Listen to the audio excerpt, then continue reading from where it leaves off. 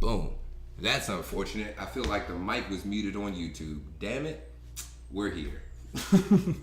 Otherwise, what we got today, I wanted to touch on the beginning. Oh, baby Jumi's doing her thing.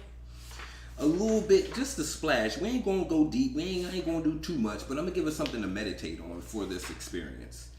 I encourage you to grab a journal, grab something to write with, because the thoughts that stick with us after this experience, they're impactful. They're generally something that we can go through a whole process and they're still there on our mind, in our mind space, in our energy, in our physical space. And let's find a way to get it outside of the body, express it. Writing is cathartic.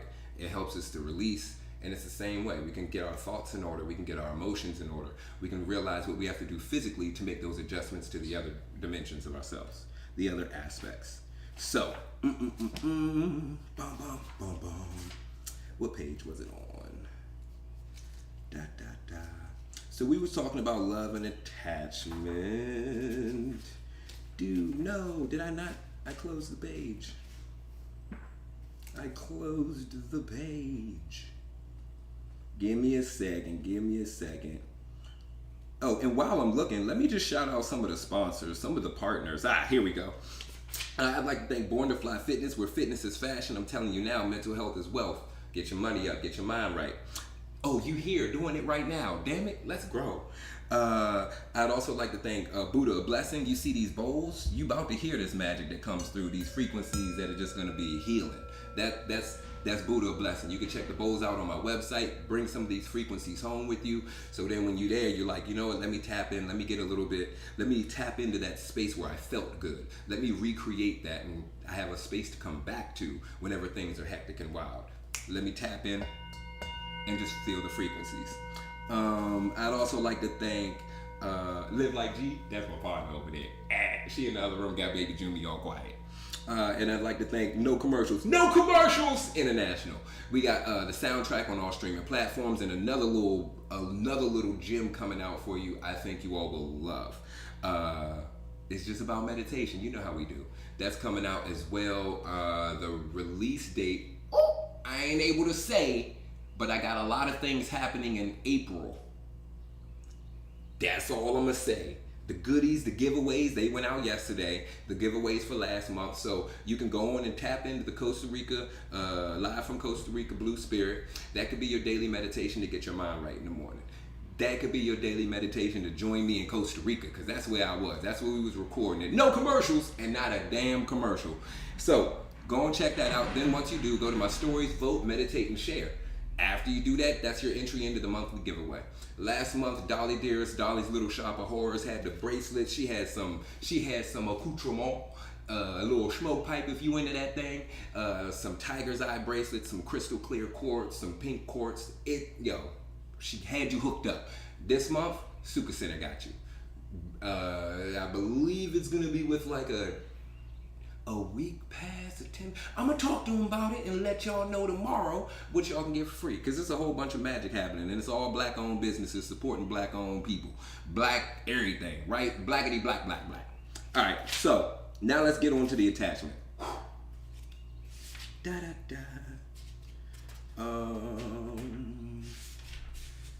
So we were talking about attachment. They said, when love becomes attachment because there is no love, you were just playing and deceiving yourself. The attachment is the reality, and the love was just foreplay. So that's what happens with us a lot of times. I don't want to, again, we touched on this before, but that's where I wanted to start with it. What is this mechanism, and why does it happen? Why do we see love become attachment? And a lot of times that's the attachment that we have to other people. That's the attachment we have to our lifestyle, to all of these other. Oh fuck! It could even be I'm attached to this is a good one. So I'm a yoga teacher, right? So one attachment could be this is my spot. On the building, this is just where you be. Don't be attached to physical things, because the more we're attached, the harder it is to let go, and the more we're weighed down. The less hands we have to catch the blessings that are gonna fall for us, and we're also too preoccupied. Right? Hey, y'all got the chat bumping. What's up, Mo? What's good, Nadia? Hey, and Born to Fly, come on, yo, we got this shit lit. Let's get it. Go on, like I mentioned, go on, share, invite some other people in here. Let's get this thing rolling. Let's get this thing growing. We're talking about love and attachment today. Another thing I wanted to bring up was there's a subtle fear of freedom. Ooh, before we even get to that, why does love become an attachment?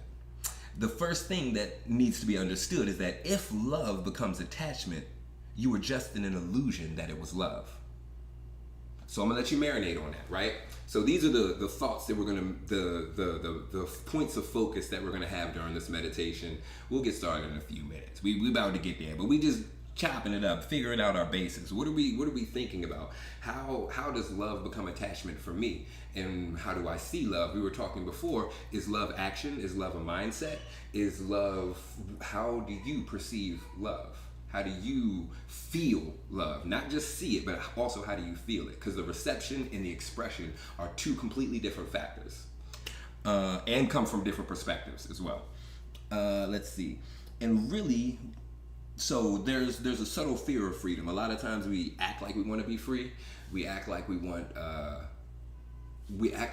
choice, but really what it is exactly that. We want the choice, not necessarily the freedom, but the choice. The choice is a real powerful concept, because then it's like, then we get into that place, one of the yamas and niyamas, the contentment. We get content. It's like, all right, if I have the choice, I mean, I'm good here, but I could go there, so I don't really want to, because now it's putting things into perspective. So a lot of times we just want the choice of the freedom. We don't want to have to be a slave, because only slaves long for freedom, and only free people long for enslavement. It's like the duality of the mind. All right. And like we were talking before, we mentioned relationships, and I was saying a lot of people. Here we go. Before I say it, I'm gonna let him say it. Two persons who are afraid of their own loneliness come together and they start a play of love. But deep down, they're searching for attachment, commitment, and bondage. Sooner or later, desire happens, and that's one of the most unfortunate things. Whatsoever you desire comes true. You will get it sooner or later, and then the foreplay will disappear. And that's like after the honeymoon phase of anything, any type of honeymoon phase. It could be with a relationship, it could be with a job, where you're like super pressed to get there on time, where you're like, nah, I gotta make sure I got all my buttons buttoned, I got my shirt tucked in my pants, I got the girl's nice dress on or a skirt, or okay. After all that fades, then the real you comes out, the real desires, right? And the same thing happens with relationships. So when you are alone, you will long for some type of slavery, some type of bondage, because we want to feel useful. We want to feel like we want purpose in our life. What are we giving? And a lot of times, a relationship, you got somebody there, you feel like they depend on you. Could they survive without you? Potentially, more than likely, fuck ass, yeah. But you have someone, and that is powerful. It's so hard for us to get up and do for ourselves, but so easy to do it for another person. Having baby Jumi over there, I was already self-motivated my damn self. And then having her pop into this world, yo, when I tell you the shit doesn't change, my energy is off the fucking charts. It was already insane. But now that drive, that mental pull push is like, nah, get up. You got some shit to do. You right. Let me get on a good foot. Hey! And get about that thing. Okay. Love doesn't become attachment. Attachment was the need. Love was just the bait. You were in search of a fish named attachment, and love was just the bait to catch the fish. And when the fish is caught, the bait is thrown. Right? And that's like the illusion, lies stuff we get caught up in. The next thing is possession. Ooh. This one's always a little bit spicy right here, but possession. If there is real love, it'll never become attachment. And what is the mechanism for love to become attachment? So how do we get in that mindset to see love as attachment? What is it? The moment you say to your beloved, your lover, love only me, you have started possessing. In that moment you possess someone, you've insulted them. And when I possess you, you are not a person, but just one more item amongst my furniture, a thing. And then I'd use you.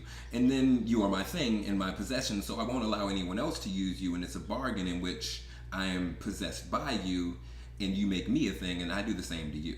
Both partners feel bound and enslaved. And that's that type of purpose we're looking for, because sometimes we go a little bit too deep. We go too lost in the, oh my gosh, I want it to be about me, and then the ego gets in there, but we are like, no, it's about love. So then we collude the love with our ego, and then we're sitting here lost and have no grounding and no foundation. So however, the struggle starts because I want to be, and then this is that whole struggle they were talking about before. You're going to go back into love, blah, blah, blah, blah, blah, blah, blah. Moving forward, just some things to think about. Where's your, hey, go bring her cute self over here. She a little grumpy. That's fine.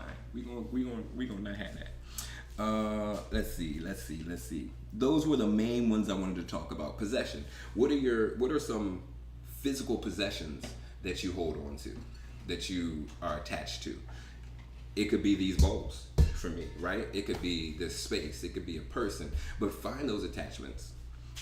And the next thing, the other one, is where is your fear of freedom? Where are you bullshitting on your greatness?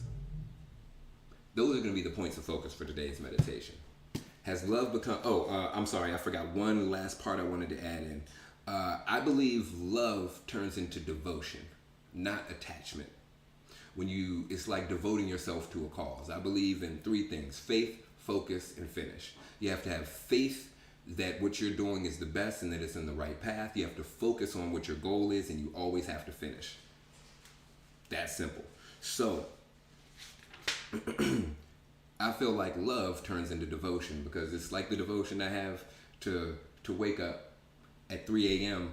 and then change a diaper and be like, oh, I love you even though you're crying and I want to go to fuck to sleep, but you just sitting here doing your coos and your and everything. That's cool.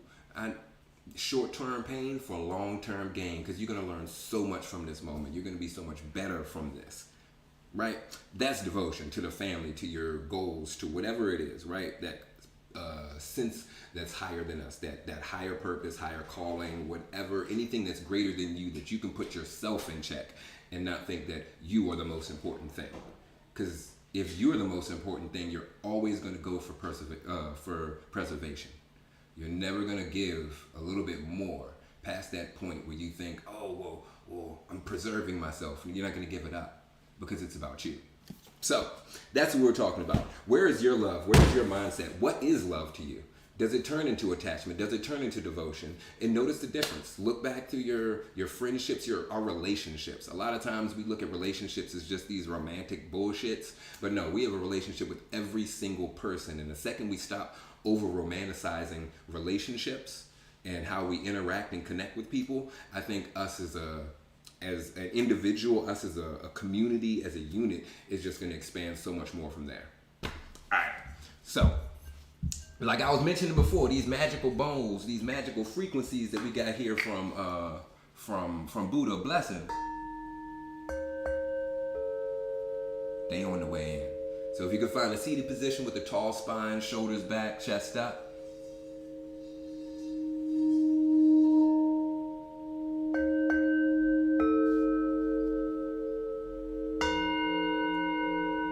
And all we're doing is just watching the breath.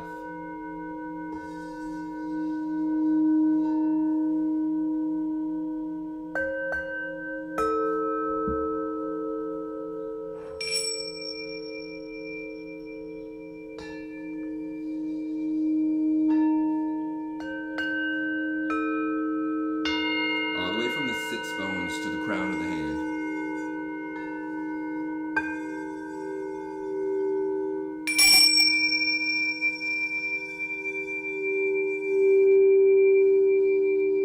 And then feel the spine, tap into it.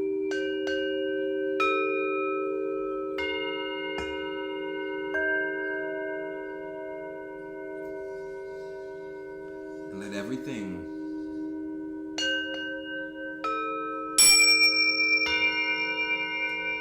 outside of the spine start to soften. But keep the spine long.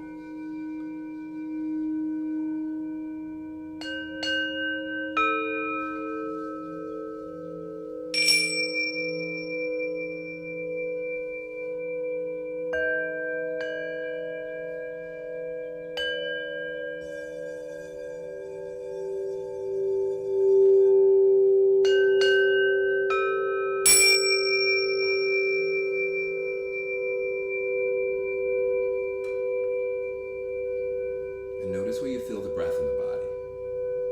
What lifts, what falls.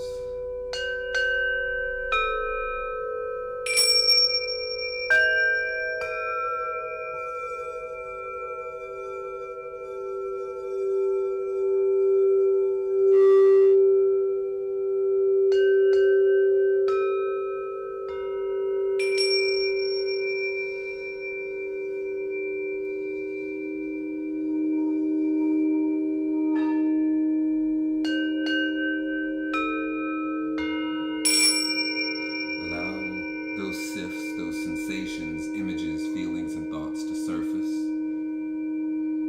to settle.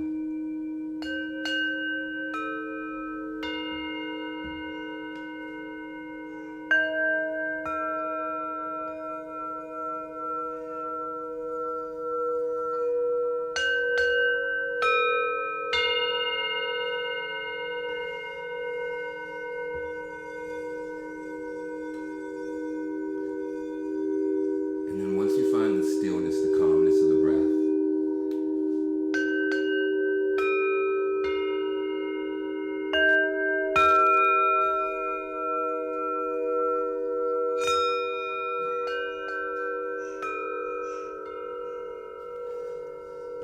then start to think about love. Think about your experiences. But don't get too lost in it. Just like we do before, whenever we find ourselves coming a little bit too deep into one of those sifts, those sensations, images, feelings, and thoughts,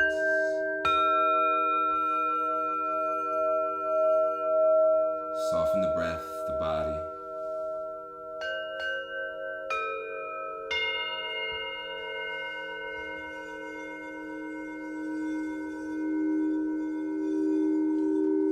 And then come back to your alignment, to your posture. And then count it. Notice the feelings that are associated.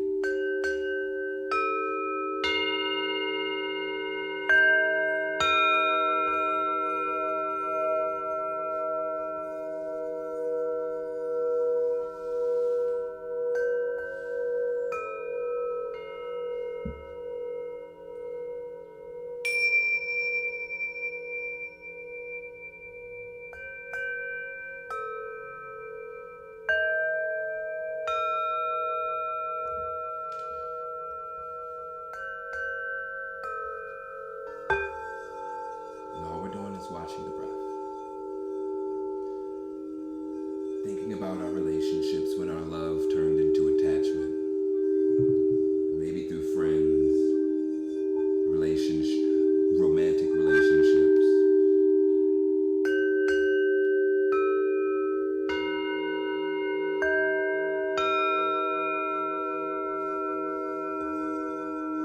Think about the devotion.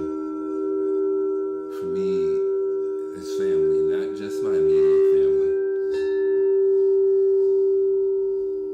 but my parents, my brother,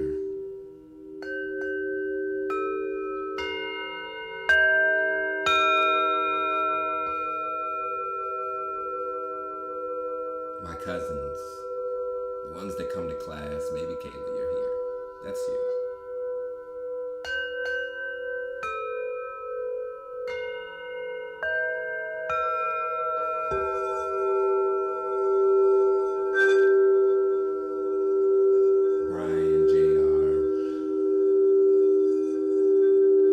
Maybe it is your immediate family. When that love turns into devotion.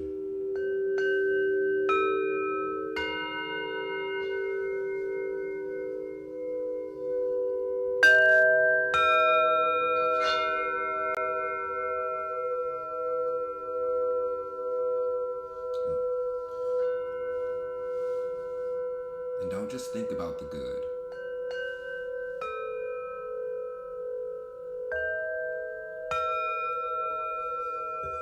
Think about what it feels like. Are you really ready for the healing, for the openness, for that love? Or is it just going to shift back into that attachment?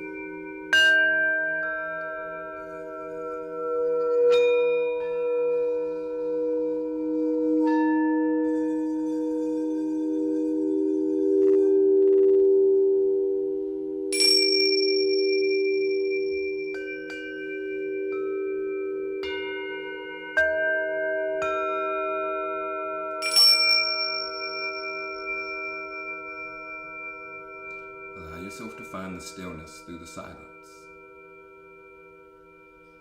to feel the difference in the body, the fluctuations of the mind space,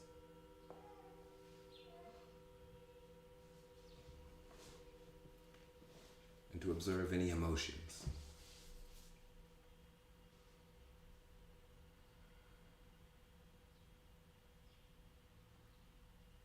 We'll take a few moments just to get settled in, to let our awareness sink into the breath a little bit more.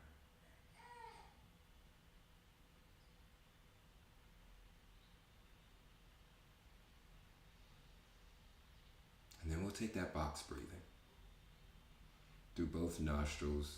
We'll inhale for 6, hold for 6, exhale for 6, and then hold for 6 again. Breathe with me. Exhale everything out. In through the nose. 1, 2, 3, 4, 5, 6. Hold. 1, 2, 3, 4, 5, 6. Exhale. 1, 2, 3, 4, 5, 6. Hold. 1, 2, 3, 4, 5, 6. Inhale. 1, 2, 3, 4, 5, 6. Hold. 1, 2, 3, 4, 5, 6. Exhale. 1, 2, 3, 4, 5, 6. Hold. 1, 2, 3, 4, 5, 6. Inhale. 1, 2, 3, 4, 5, 6. Hold. 1, 2, 3, 4, 5, 6. Exhale. 1, 2, 3, 4, 5, 6. Hold. 1, 2, 3, 4, 5, 6. Breathe naturally. As you're breathing naturally, relax the face, the tongue, the lips. And maybe you felt the head start to tilt down as you let go. Wherever that tension left, let the breath come in to stabilize. The cheeks, the jaw, behind the ears, the forehead, all the way to the crown.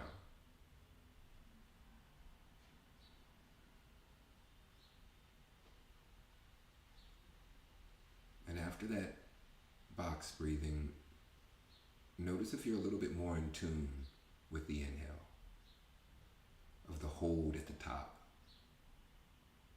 of how much you're pushing out, how much carbon dioxide you're pushing out, how much you hold with all of the oxygen out of the body, with all of your resources depleted. How do you sit with that?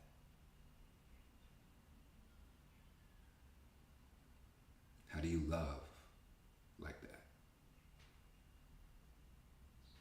Or does it become attachment?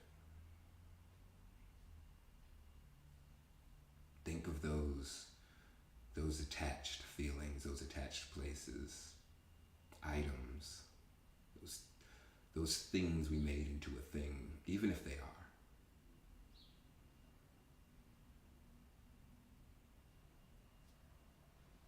And once you find them, once you have them in the mind space, put them in a box.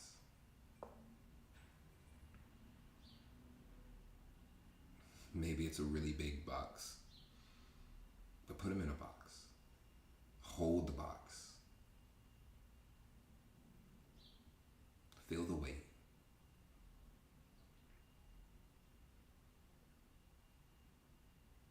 And then picture a trash can, a garbage disposal, a trash truck, a dump truck, it doesn't matter. Picture a trash can. We don't even want to recycle these. Throw it out. Let it go. Dump the box out. Let everything fall to the ground, through the sky, wherever you are, in the ocean. Let it go.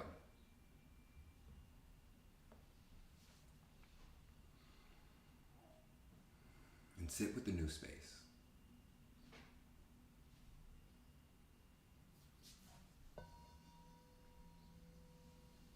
Sit with the new openness. Start to bring your awareness to what did stay. What was clinging on to the edge of that box. And what should you let go of?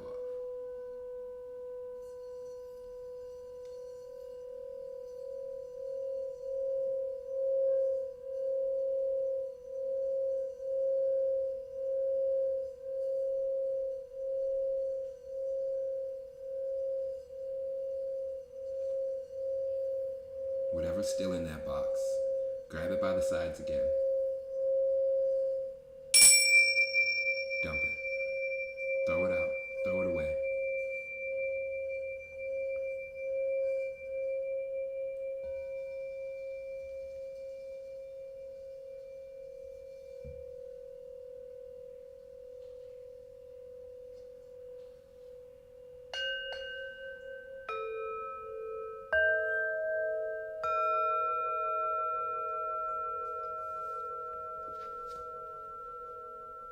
And then start to come back to the breath. Back to the body. Hold on to whatever is in that box, whatever comes back from that space to the body, whatever still sticks with you.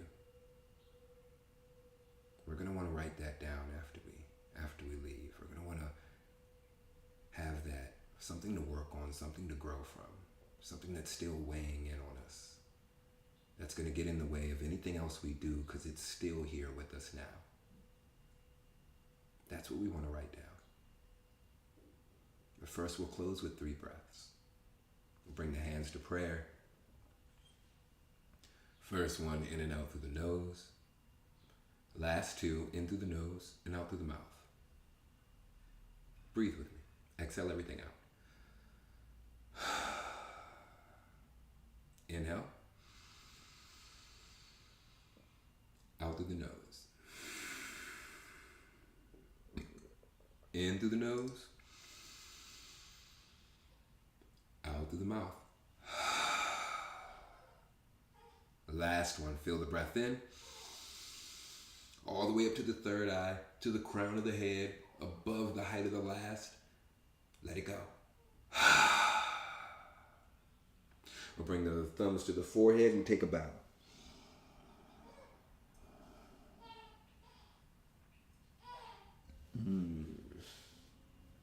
It's always challenging giving announcements after that. Yeah, I don't know if y'all hearing them pops, but damn, I'm making some space. Hopefully you're doing the same thing. Whew. I would love to hear you all's comments, y'all's thoughts, how you felt about what came up, what stuck with you, how you saw attachment. Please feel free to DM, just drop it in the chat, in the cheesy. Feel free to send an email. I mean, I'm here. I'd love to connect. I'd love to grow. And with that being said, there's a whole list of ways for us to continue to grow and continue to expand. Monday night, there's the book club. As you heard, we have some fire fucking topics. Go and get that shit.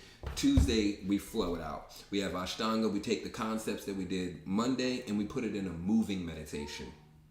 We go through a moving meditation. And then Thursday, right here, we take it as a seated meditation. We see things in action, we see things still, so we have a better gauge of where we want to go, of how we want to go, of how things are affecting us when there's a lot externally, or when there's a lot internally, and when there's not. So then we have a better understanding of ourselves. It's just about our identity. That's what the chakra system is all about. What else is there? Then there is Saturday. It'd be phenomenal to see you Saturday at 10:30 Eastern Standard. We are flowing it out with Float and Flow. A great way to just let go, let loose, get jiggy with it. Fantastic 75-minute class. What else is there? Then there's Sunday. Sunday is Elevated Sifted Flow right here at UE. Tickets are on the website. I mean, you got the sound bowls. It's straight up church. It's straight up church. Get your whole life right, I'm telling you. Also, like I mentioned before, G is back. She has a whole slew of classes I'm excited about. There's the Wednesday morning at 7. There is Thursday night. What? Is that tonight? Yes. Is that here? What? Yes. Here at UE Center. Check it out. Tickets on the website. And also, she's teaching at Sukha Center because, you know, We rocking with Sukas. We on the rise. Black folk on the rise. Black economy on the rise. So, support, share, let other people know what we're doing, what's happening. Censorship's a real fucking thing. And we trying to get past that. We can only do it with you. So I love the fact that you share, that you help other people, that you get a badge. Come on, yeah. Come on, Neil. I appreciate the badge. Quest, you always fucking it up. Well, giving it life. We ain't fucking it up. We giving it life. Right? Godly out this bitch. Outside of that, there's a whole bunch of content, ways to get to interact. And again, I love to interact. Check out the book club. We have a whole slew of stuff for Love Month. We're moving into March, and we're going to pick the next book. We're going to start doing that Monday. I'll be reading the introduction for Flow, the Divine Matrix, and for Eastern Body, Western Mind. Flow talks about a flow state of mind. Eastern Body talks about the chakras, the chakra system, and how it is relevant to our lives. And the Divine Matrix talks about the law of vibration and the law of attraction and ways for us to get into alignment. So we're gonna go over those on Monday. I love to grow with you, love to flow with you. So hopefully I'll see you one of these upcoming days. Questions, comments, let me know. Drop it in the cheesy, send a DM, send an Facebook message. I got all the social media platforms. Go and hit me up, yo. Peace and love, kings, queens, and gods.